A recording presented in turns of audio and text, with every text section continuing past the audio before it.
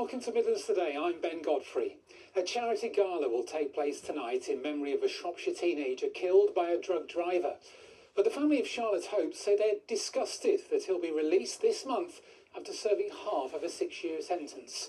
Ben Sidwell reports. Final preparations for a very special night. This evening's gala dinner is the biggest fundraising event so far for a Shropshire charity set up in the memory of 19-year-old Charlotte Hope, who was killed by a drug driver in 2022. We set up Lottie's Way to raise funds for the children and adults across the world who, literally don't have as much as us. And it was in Charlotte's legacy because she loved volunteering. She'd volunteered in Kenya several times. She loved helping us with Football to Africa. Charlotte was at university training to become a primary school teacher. She wanted to return to Kenya to teach. Many of her university friends will be at the event tonight, which is taking place at Shrewsbury Town Football Club. When she first passed away, we raised £50,000 for her favourite orphanage in Kenya, which I know she would have been blown away with just that in general. And then for her to have a charity through her name, just to continue the work that she aspired to do, I know she'd be very shocked. But the event has been overshadowed by the news that the drug driver who killed Charlotte is set to be released in a few days' time. Ashley Koshikowski from Stoke-on-Trent hit her car head-on at speeds of around 80 miles an hour. It's like somebody sticks a knife into you and continues to twist. He was given a ridiculously low sentence and would only serve 3 years and 2 months in prison. He served a year of that in an open prison, and on the 16th of February he'll be released as a free man. We'll never be free again. We've got to live with it. The charity is hoping the event will raise around £25,000 to help continue the work Charlotte had done to help others. Ben Sidwell, BBC Midlands Today, Shrewsbury. Council tenants on a Birmingham estate must not be denied social housing after its regeneration. That's the call from campaigners in Druids Heath. This week, planning approval for 3,500 new homes was quashed at the High Court after a legal challenge.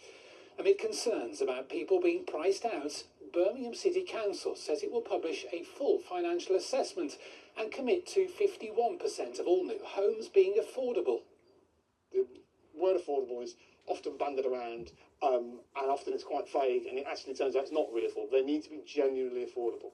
And in all of this, the council needs to be straight and put out all the information so that people know what's going on and know what the plans are. Dudley's new transport interchange will open in the autumn, 2.5 years after the bus station closed. The £24 million facility will allow passengers to move more easily between buses and the new metro line. A planned spring opening was put back. Transport for West Midlands says construction work will last until the summer. There are more than 20 flood warnings in place tonight, including stretches of the River Severn between Worcester and Tewkesbury. Meanwhile, emergency services in Shropshire responded to this delivery van caught in a ford near Cleobury Mortimer, though no one was inside at the time. So can we expect more of the same? Gillian Brown has the forecast.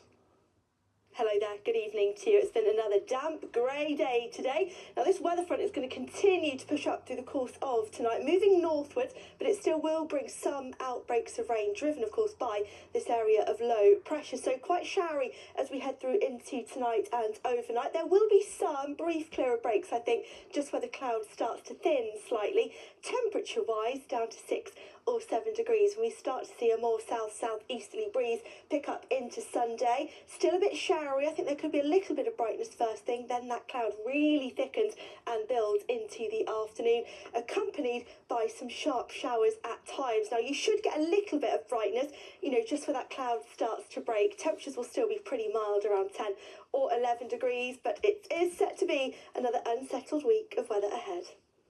Finally, some good news. A Cavalier King Charles Spaniel is back home after a winter adventure. Nellie went missing on New Year's Eve on Cleve Hill in Cheltenham and was gone for 2 weeks amid freezing overnight temperatures. Well, after hundreds of people joined a search, she was eventually found stuck in barbed wire, but she's now returned to good health.